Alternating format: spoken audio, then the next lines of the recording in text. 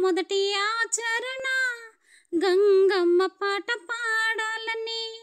ఎన్ని నిద్రలేని రాత్రులు నేను గడిపితే ఈ తల్లి ఊరుకుంటుందా, ఈ తల్లి ఊరుకుంటుందా?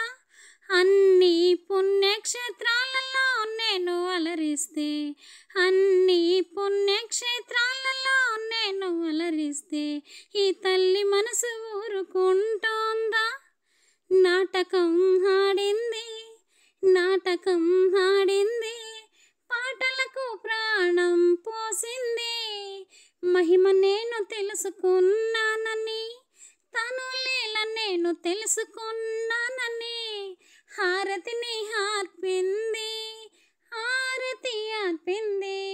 ఈ పుణ్యక్షేత్రంలో నా మాటతో నా పాటతో ఊరి ప్రజలను నేను అలరిస్తే, ఈ పుణ్యక్షేత్రంలో నా మాటతో నా పాటతో ఈ ఊరి ప్రజలను నేను అలరిస్తే, సర్దిపోసే సమయానికి గంగమ్మ పాటకి ఊపిరి పోసింది.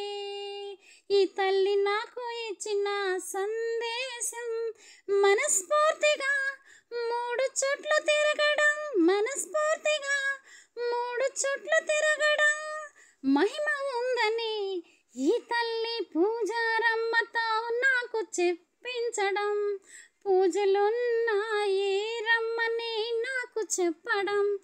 నా 14 ఏళ్ల వనవాసంలో నీ అనుగ్రహం నేను పొందాను తల్లి.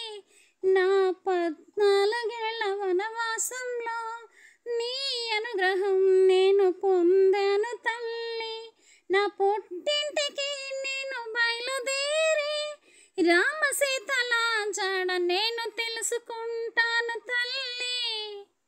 ఈ తల్లి ఎలా నాటకం ఆడిందో నెక్స్ట్ వీడియోలో మీకు నేను చెప్పుతాను.